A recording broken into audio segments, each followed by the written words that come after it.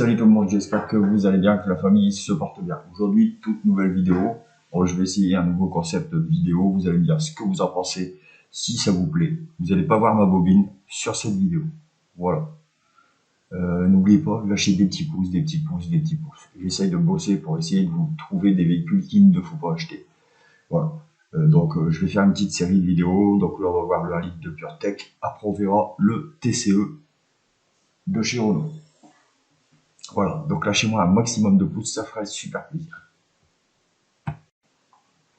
Voilà, donc on va parler du moteur 1 litre de PureTech, donc de chez PSA.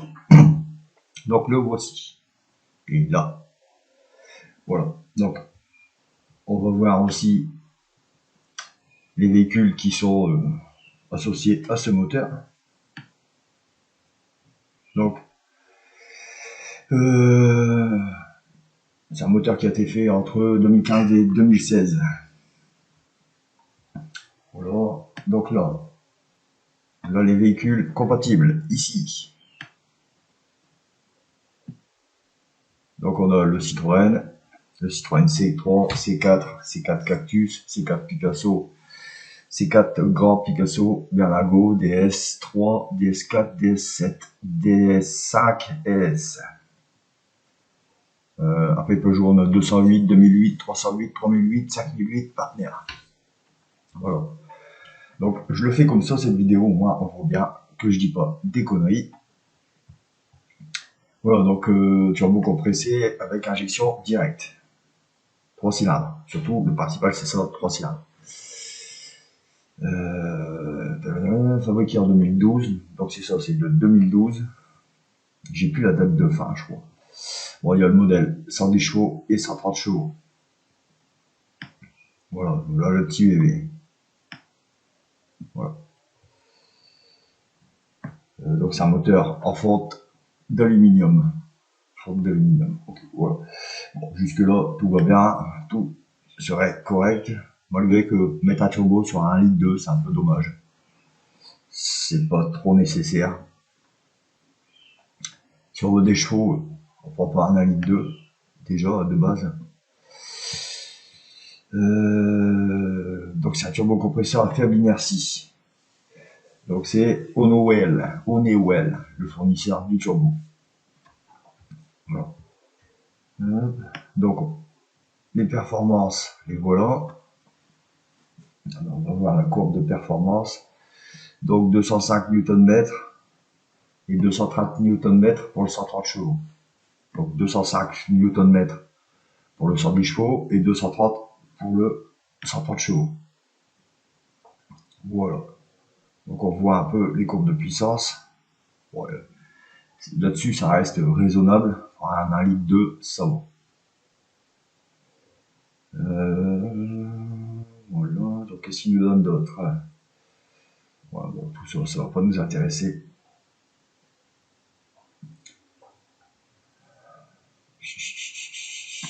Voilà.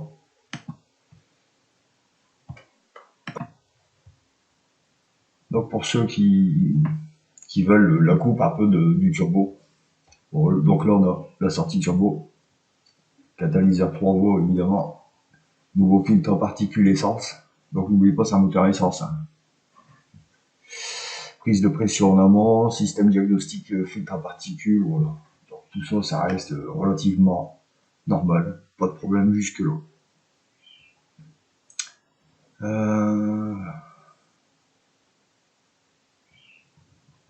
Donc là, refroidissement, ça va, ça reste, il n'y a pas de souci là-dessus.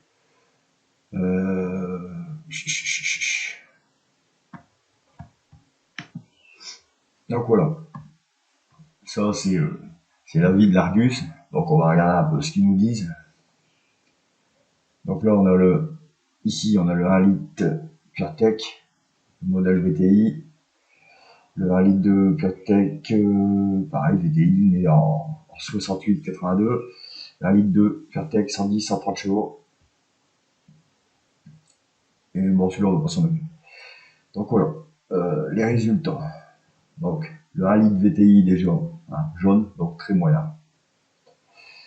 Le 1 litre de PureTech qui nous donne jaune. toujours pareil, très moyen. Mais alors, un litre de PureTech 110-130 chevaux, là, on est dans le rouge, mauvais. Donc, c'est pas moi qui l'a vendu, vous voyez, c'est l'avis de l'Argus. Donc, ils nous disent encrassement et casse moteur. Alors, on va voir ça tout de suite après. Pourquoi? On a destruction de la courroie de distribution, donc toujours pareil, hein. On va voir pourquoi. Et bobine d'allumage. Voilà. Donc, c'est des défauts majeurs sur ce. Donc, voilà le défaut majeur sur le moteur 1,2 litre PureTech. Donc, c'est-à-dire, vous voyez, ici, on a la courroie de distribution. Donc, PSA, dans son extrême intelligence, a décidé à la place de la mettre ici, la courroie, à côté du bloc moteur, a décidé de le mettre dans le bloc moteur avec un bain d'huile. Donc, évidemment, l'huile dessèche le. Et en plus de ça, il y a un autre petit souci au niveau des cylindres qui se trouvent ici, hein, 1, 2 et 3. Il y a l'essence qui coule le long des cylindres et qui s'en va dans le bac à huile. Donc évidemment, l'huile plus essence, ça nous fait un petit produit chimique assez corrosif. Donc voilà, toute la peau extérieure de la courroie de distribution s'en va, qui affaiblit la distribution.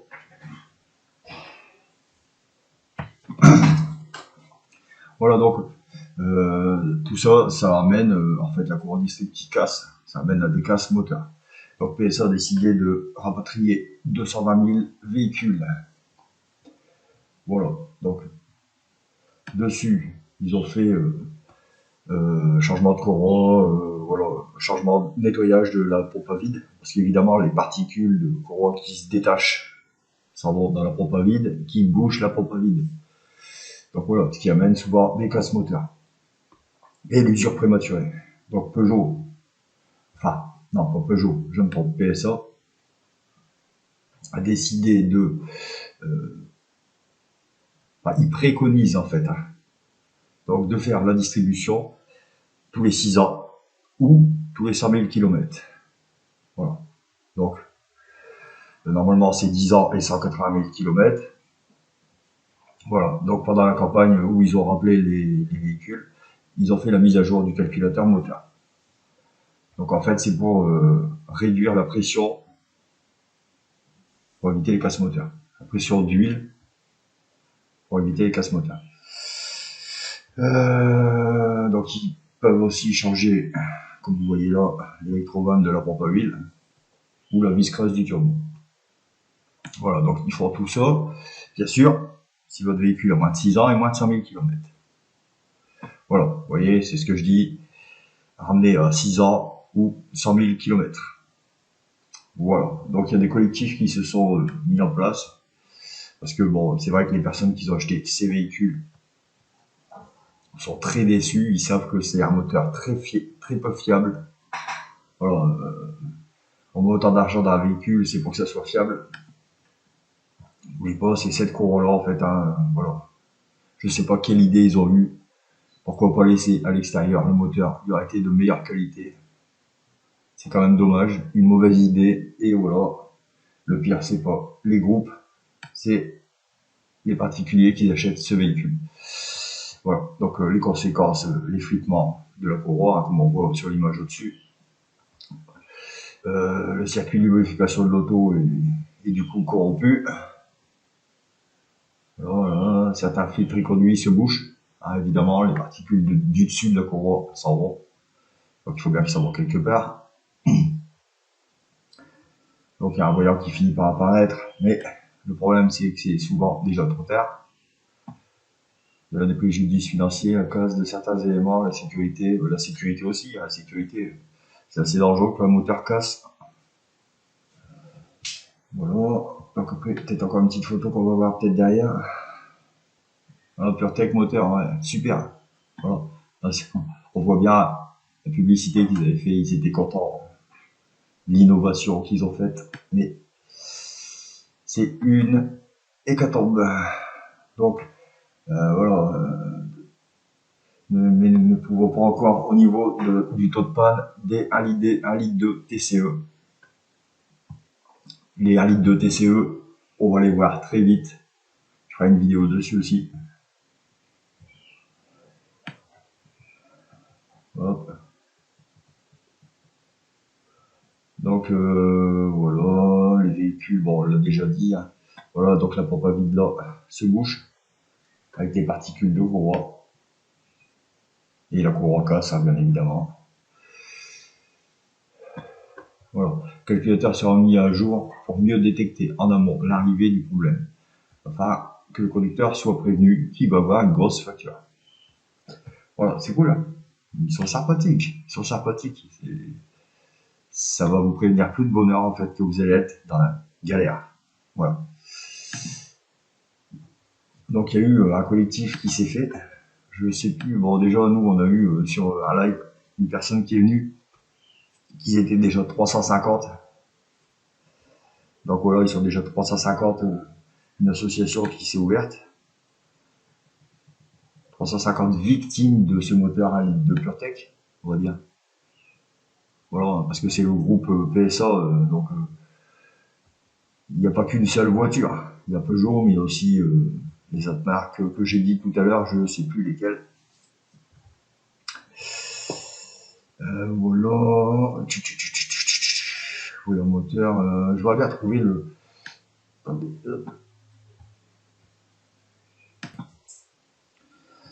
Alors j'aime bien, c'est cette partie-là, je l'avais vu. Concernant la courbe de distribution, ils prennent logiquement. Donc le logiquement, ça fait peur déjà. À 100% le coût des pièces de la manœuvre pour les véhicules de moins de 6 ans ou moins de 100 000 km. Donc si tu as 103 000 km, c'est mort. Si tu as plus de 6 ans, c'est mort. Voilà, c'est ça le problème qui se passe en fait. Donc ils règlent leurs problèmes, mais à certaines conditions. Voilà. Bon, je pense qu'on a fait le tour. Donc, alors, le conseil, c'est éviter ce moteur. Voilà, parce que c'est une catastrophe. Mais il y a pire. Le moteur TCE, on va voir ça dans la prochaine vidéo. Donc voilà. Donc surtout, n'achetez pas ce moteur. C'est une source très catastrophique. Vous allez avoir des factures à déterminer parce que quand vous allez au garage, donc vous avez plus de 6 ans, plus de 100 000, donc vous allez au garage pour faire contrôler tout ça. Donc il va vous changer. Parce qu'il va se sentir obligé pour éviter de mettre sa garantie en jeu. Donc la couronne distrib, la pompe à vide, l'électrovanne de pression. Du coup, il va vous faire la vidange.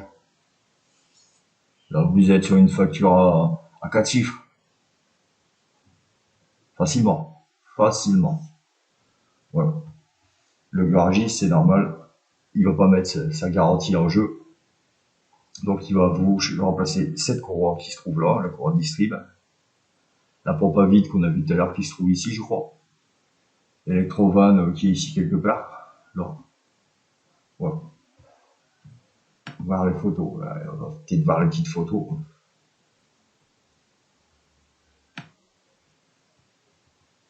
Voilà. Bon, non, il nous faut voir les photos.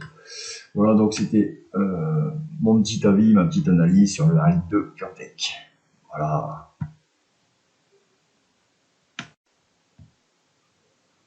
Donc voilà, cette vidéo est terminée. J'espère que ça vous aura plu, que ça va vous aider. Donc lâchez des pouces, des petits pouces, des petits pouces. Ça fait super plaisir. Et dites-moi en commentaire si vous aimez bien ce type de vidéo. Allez. Salut! T'as cassé la location, il faudra que tu paies la caution.